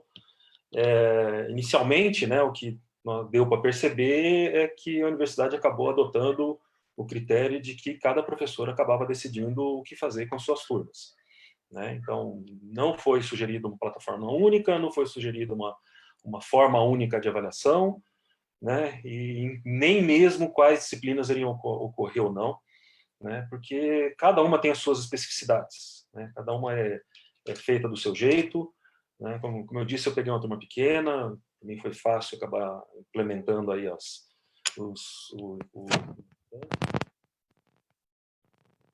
mas porque é uma disciplina teórica, né? Então, no caso, acho que me aproximo um pouco da pergunta do Luiz Martins aí, né? Eu acabei dando uma disciplina teórica em que é basicamente uma disciplina matemática, né? Então, é termodinâmica, né? Na física. Então, o que eu tive que fazer foram dar aulas, né? Que eu tinha minhas notas de aulas que eu converti em apresentação, né? E vou passando pelo Zoom, ou pelo Google Meet, né? Essas apresentações. Eu recebi algum feedback dos alunos, alguns me escreveram. Eu não fiz uma pesquisa, poderia ter feito, mas não fiz uma pesquisa assim específica com relação a isso, mas algum feedback eu ouvi, né, de pessoas que me escreveram dizendo que estava legal, que tinham gostado, né, que estava dando para acompanhar bem a disciplina, né? Então, mas dentro desse contexto, né, que são alunos de mestrado e dificilmente a gente vai, são professores já, né? A gente está trabalhando com formação de professores. Dificilmente vão encontrar dentre eles ali alguém que não tenha computador, que não tenha acesso à internet, né, que não possa acompanhar a disciplina desse jeito, né? Mas tem questões que realmente não foram respondidas e não vão ser respondidas tão facilmente em breve tempo, né? A questão das aulas práticas, questões das aulas de laboratório, que são fundamentais, estágios, né, que são fundamentais da formação em várias carreiras aí dentro da universidade, a gente ainda não sabe o que fazer, né? E vai depender de como as coisas vão evoluir, tá? Eu vejo com bons olhos a ideia de um quadrimestre suplementar, tendo em vista o que a gente pode fazer no momento, né, dentro das nossas capacidades de continuar disciplinas que a gente consiga tocar dessa forma, né? Mas tem outras que devem ser resolvidas só a posteriori, né? E não somente conosco, tá? Eu estava ouvindo conversa aqui da minha filha, com o pessoal da escola dela, no ensino médio, né? E tem muita gente falando, olha, tá difícil, não estamos conseguindo acompanhar, tem brigas em casa, né? Eu tive uma aluna minha que não foi numa aula, mas foi numa reunião de grupo aí de pesquisa. Eu tinha pedido para ela fazer uma coisa, né? E ela virou para mim e falou: não vai dar, professor. Eu falei: não, então faz tal coisa assim. Ela disse: olha, realmente não vai dar porque eu estou tendo que separar a briga aqui em casa, né? Então, assim, nós fomos inseridos num contexto todo novo, né? Que mistura tudo, mistura a nossa profissão com a nossa família, né? Então, eu estou aqui dentro do meu escritório aqui em casa, um ambiente super adequado para mim, né? Mas muitas pessoas não estão nessa mesma condição e certamente estão enfrentando muitas dificuldades, né? Então, o que fazer? Vamos levar esse ano à frente ou não, né? Vamos voltar o ano no ano que vem, né? Talvez dar um provão no final para ver quem realmente aprendeu, quem não aprendeu, possa ser uma solução intermediária, né? Nem passar todo mundo, nem deixar todo mundo. Quem é autodidata, né? Eu costumo dizer que eu sou nerd, né? Então a vida inteira eu estudei sozinho, sempre fui autodidata. Certamente se dá muito bem, tá? Seja à distância, seja presencial, seja o que for. Tá? O cara que estuda sozinho, ele não importa essa forma, ele vai acabar se adaptando, né? Mas quem não é, aquele que realmente precisa de um auxílio do professor, do monitor, do colega, né? Como que faz o exercício assim, como não entendi essa parte, né? Como acessar a informação para conseguir resolver o problema, né? Vai estar enfrentando muitas dificuldades, né? E finalmente, né, de novo, né, o ponto aí das atividades práticas, porque realmente isso é um ponto que vai ter que ser discutido ainda com o CEP, com o SUNE, os conselhos superiores, né, o que fazer. Existe até um parecer do CNE que saiu esse ano, né, 5 de 2020, em que o MEC aí está sugerindo, né, que sejam adotadas atividades práticas à distância, mas nenhuma recomendação com relação à didática, né, ao projeto pedagógico, né, nenhuma consideração pedagógica ou didática a respeito aparece no parecer. Né? São somente questões econômicas. Né? Então, o único interesse mesmo, né, aparentemente, aí do Ministério é de reduzir custos, né, e com ensino à distância não tem bandejão, não tem aluno se deslocando, você precisa de menos professores, né, com isso eles podem reduzir custos. Então, não é a solução que nós estamos procurando. Né? A solução que nós estamos procurando é para fazer com que a gente continue a dar as nossas disciplinas, né, ensinar os conteúdos, tudo que a gente precisa, com qualidade, né, que é o que a gente estava fazendo, né, e procurar fazer agora frente a uma nova situação, se adaptando da melhor maneira possível, mas dentro das suas restrições, né? Então tem coisas que de fato não tem como fazer. Né? Um exercício de matemática é fácil de fazer no slide, tranquilo, mas um exercício de uma atividade de laboratório muitas vezes não tem nem como simular, né? Nenhuma plataforma de simulação nem nada, tem que ser realmente feito no laboratório, né? Eu falo que aluno de física tem que se sujar de graxa, tem que tomar choque, né? Só não vamos explodir o laboratório, né? Vamos fazer uma coisa aí sem causar muito risco, né? Mas tem que aprender fazendo, né? Tem que aprender na prática e é assim que a gente ensina essas atividades experimentais. Bom, então mais uma vez eu gostaria de agradecer aí a oportunidade. Espero que tenha conseguido passar bem aí as minhas ideias e as percepções aí do pessoal, dos professores da minha área.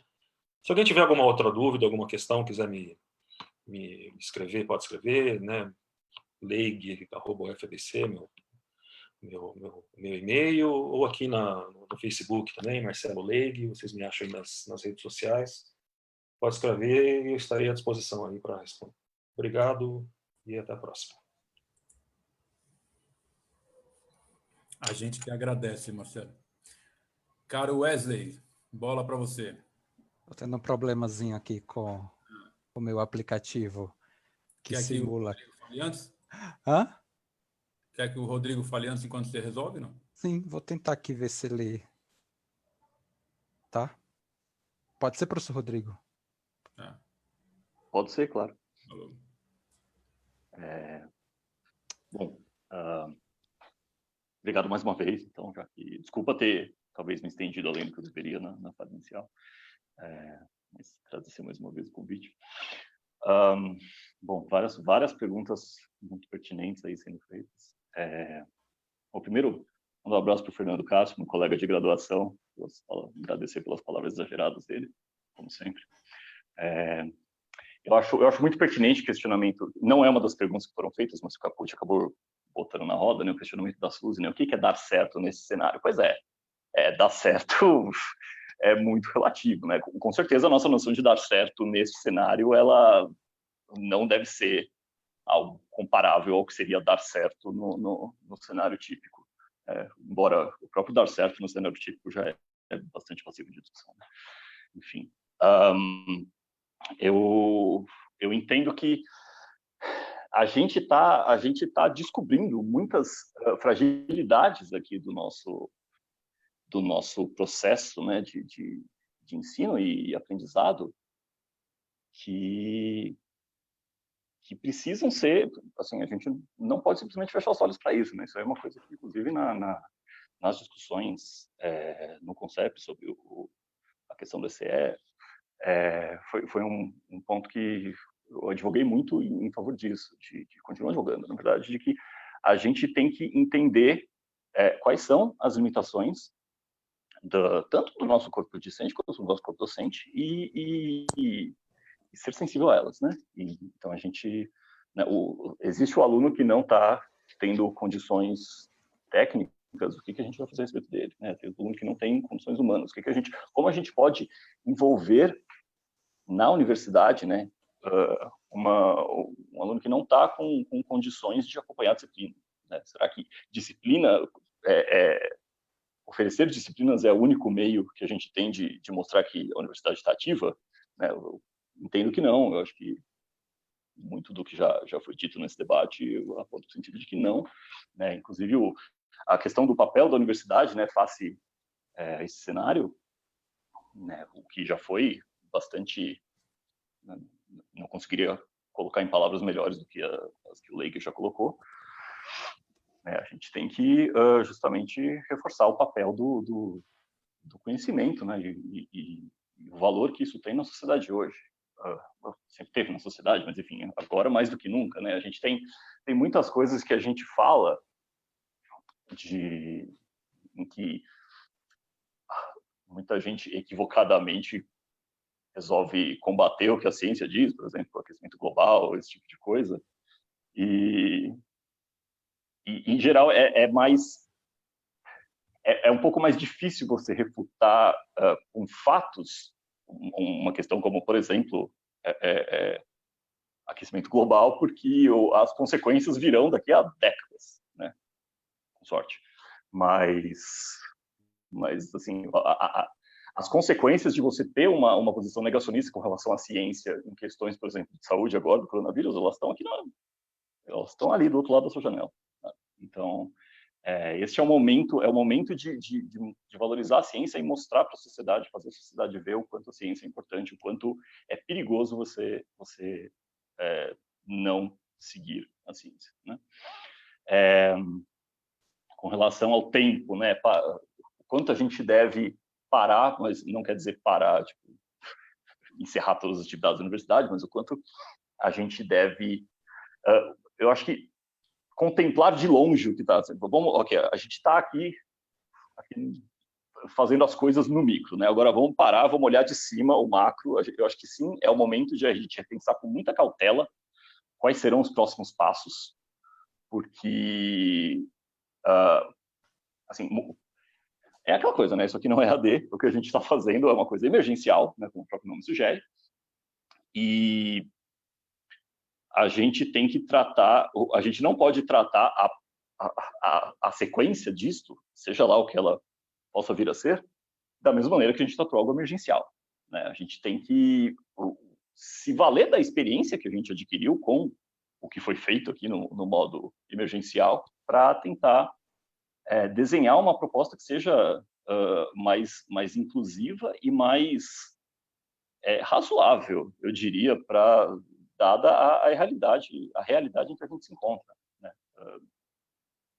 Enfim, eu acho que ainda tem muitas discussões ainda a serem feitas nos conselhos e fora dos conselhos. Aliás, é muito importante, eu acho que isso que a gente está fazendo, parabenizo mais uma vez a AD pela iniciativa, é muito importante a gente ter essas conversas para fomentar as ideias que vão vir a ser discutidas lá na frente pelas instâncias que bem ou mal são responsáveis pelas decisões, né? Então, é muito importante a gente ter essa troca para fomentar o debate e a gente ter uma participação mais coletiva desde o início, né, no desenho das propostas.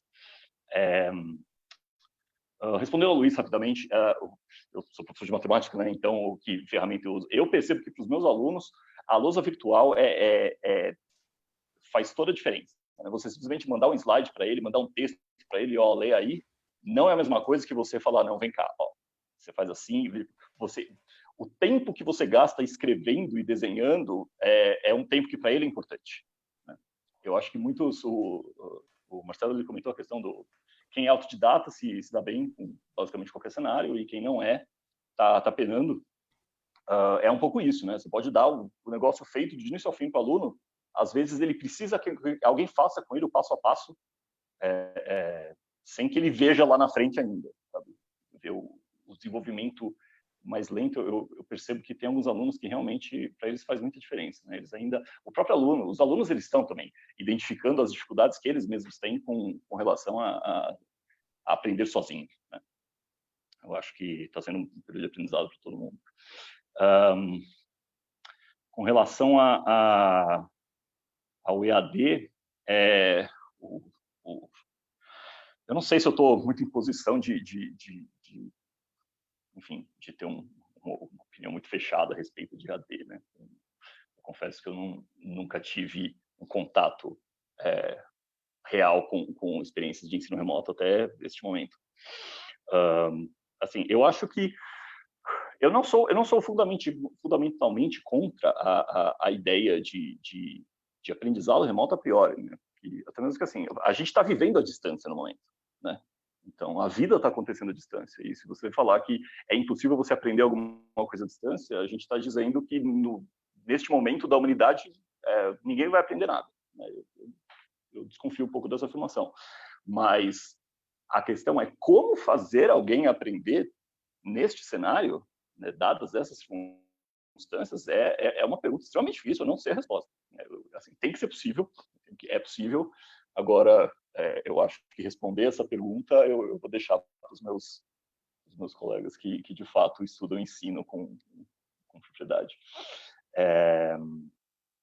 Mas eu não sou fundamentalmente contra o EAD. Tá? Eu só me sinto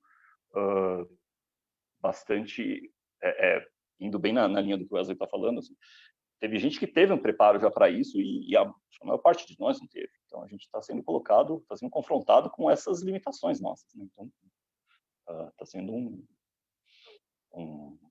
enfim, um aprendizado, um choque muito grande.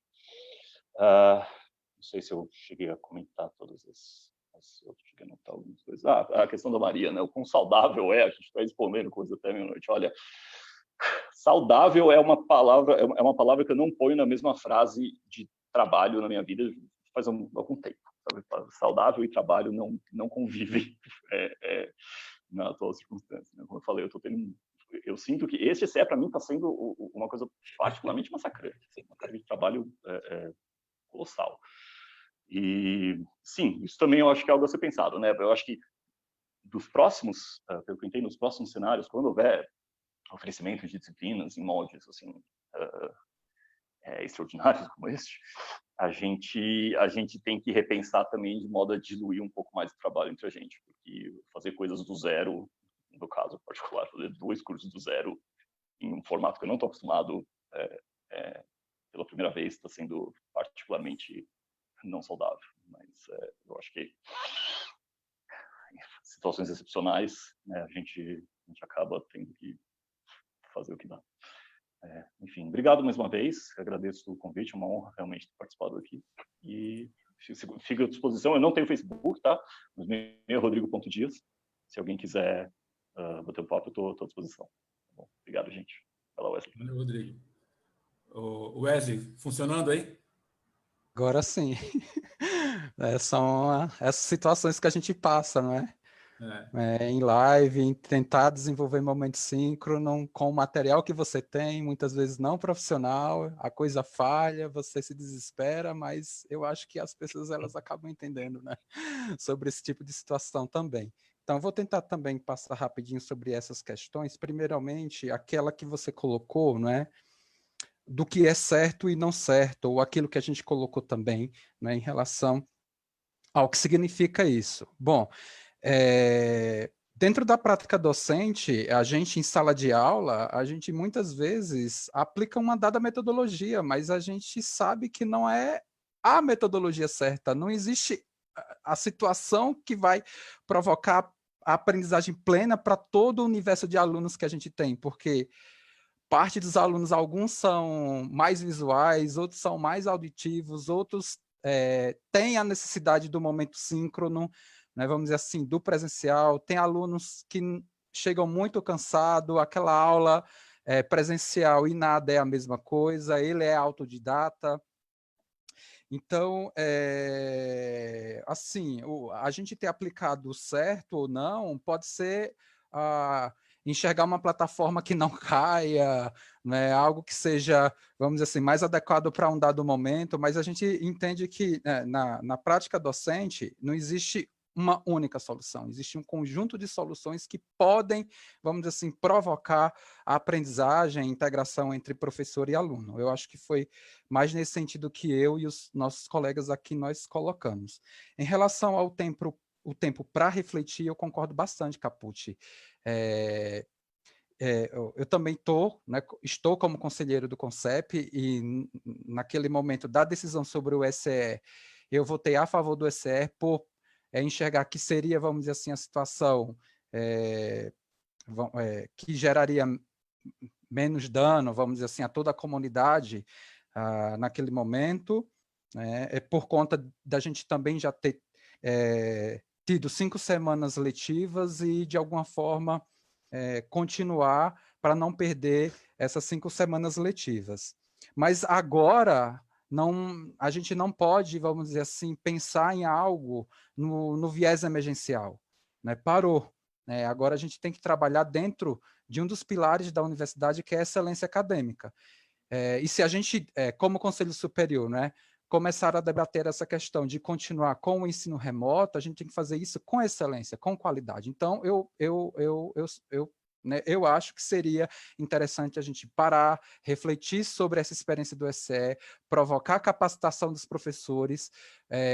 A gente entende que a universidade, ela possivelmente não volta esse ano, é de interesse da universidade acolher os ingressantes de 2020, então tem que ser, ou seja, vai ser o primeiro momento desses ingressantes com a universidade ainda no ensino remoto, então que isso seja feito com muito cuidado, com capacitação dos docentes, com uma única plataforma institucionalizada, com apoio da universidade, para que a gente possa desenvolver as coisas de forma mais tranquila, não é? E com um certo nível e com uma certa métrica de qualidade. Em relação ao questionamento da professora Carlotto, né, sobre o feedback imediato, que alguns colegas podem ter um certo incômodo com a minha colocação, mas assim, é claro que a gente não vai trabalhar 24 horas por dia, mas o que eu coloquei aqui foi o que a capacitação, em termos de entender a lógica do ensino à distância,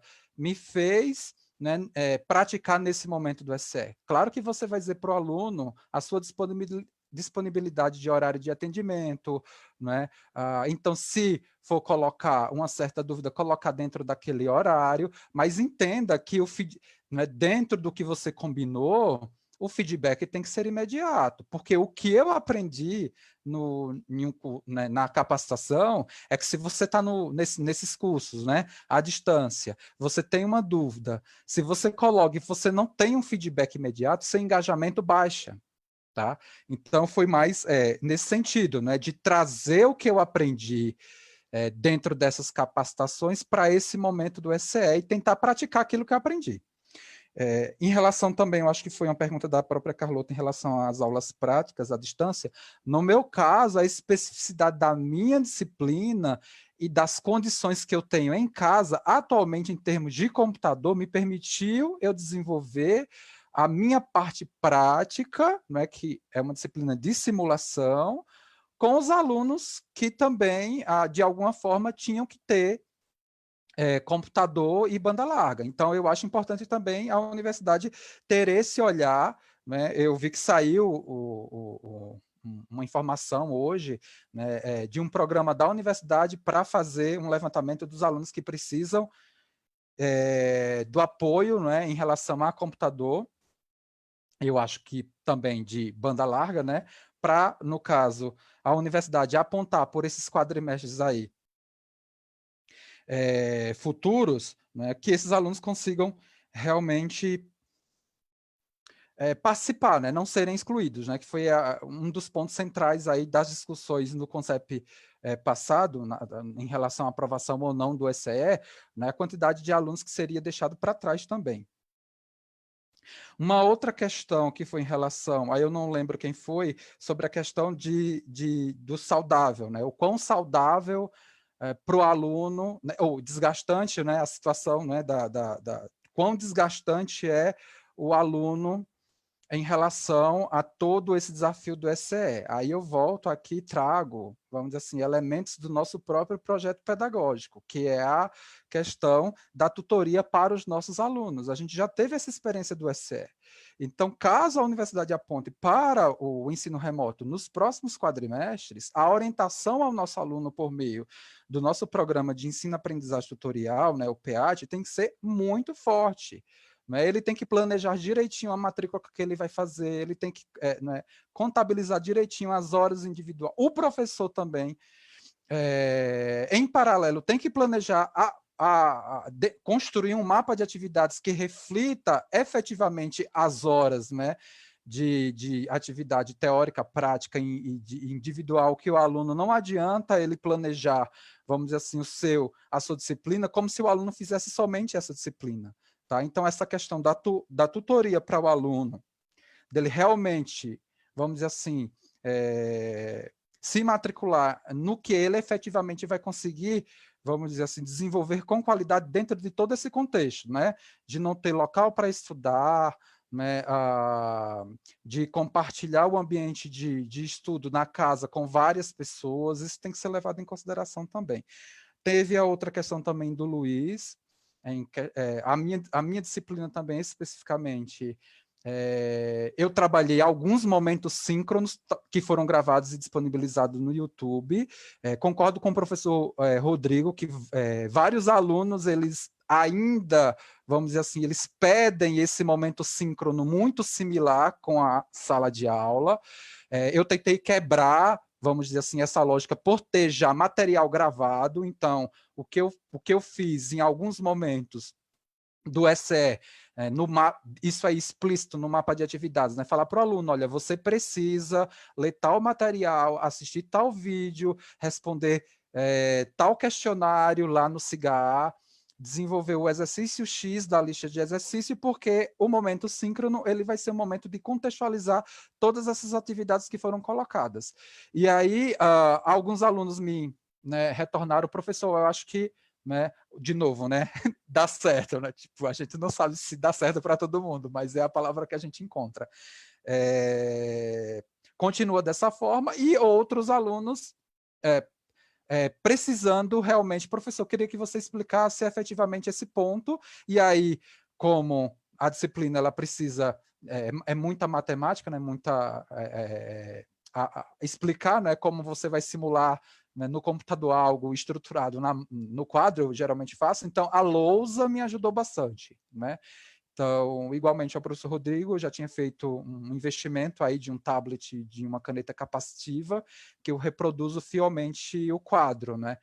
Ainda não está do jeito que eu gosto, com, vamos dizer assim, uma caligrafia apresentável, perfeita, mas dá para fazer desenho, dá para, né, reproduzir o quadro, né, perfeitamente. Até nas conversas com os orientandos, né, essa questão da lousa, ela vem funcionando bastante. E como, vamos dizer assim, encerramento da minha fala, eu queria agradecer a Associação Docente, né, por dar espaço a gente das ciências exatas e engenharia, trazer as nossas questões aqui também, né, diferentemente dos nossos colegas da humanidades, que traz vamos dizer assim, um olhar de pessoas que estudam, né, a educação como vamos dizer assim, objeto científico, né, como ciência, a gente está muito, né, na parte de execução e metodológica, né, apresentando as coisas que a gente muitas vezes não teve uma formação pedagógica, né, na graduação, mas aprendendo, né, a formação e o ser docente no dia a dia, trazendo aqui os elementos metodológicos que a gente vai desenvolvendo no dia a dia nosso e principalmente no SE. Tá? Eu encerro aqui a minha fala final, Capucci. Muito obrigado a todos. Ô, Rodrigo, liga aí de novo o seu vídeo, a gente apareceu os 4 no final aí. Valeu. Então, só rapidamente para encerrar, acho que o debate foi bem interessante, colocaram algumas questões bastante interessantes, e nenhum debate pretende esgotar o assunto, nenhum que, como esse, se debruça mais sobre a prática, né, como falou o Wesley, muito menos aqueles que consideram aspectos mais gerais, mas acho que todos eles em conjunto, e provavelmente a gente vai promover outros debates dessa natureza, acho que nos ajudam a tomar decisões difíceis que a gente tem que tomar. Só queria lembrar que acho que de tudo isso tem um fator, como costurar todas essas reflexões, lembrando que o primordial, acho que a questão principal nesse período é a preservação da vida, no sentido mais amplo do termo, né? A gente tem uma tendência natural a acabar olhando a nossa experiência particular, eu digo nossa universidade, não indivíduos, né, como particularmente importante, porque estamos dentro dela, então ela nos aparece maior, mas sempre resgatar isso, né? E acho que vida no sentido amplo também não só a vida biológica, como o projeto de vida, as transformações das vidas que nós, universidade, podemos proporcionar para as pessoas, né? Então, a gente nunca esquecer dessa dimensão, que eu acho que nesse momento particular é o que está em jogo, né? Acima do sucesso ou da realização dos calendários acadêmicos e das atividades da universidade. Então, assim, gente, muito obrigado pelo debate e espero vê-los novamente em outros debates aqui promovidos pela AD. Obrigado a todos que acompanharam também, aos que comentaram, aos que não comentaram e aos que verão no futuro. Abraço a todos. Abraço, tchau, tchau, gente. Tchau, gente. Valeu, obrigado. Fiquem bem. Obrigado tchau. a todos. Fiquem bem em casa e usem máscara. Isso Exato. mesmo. Boa.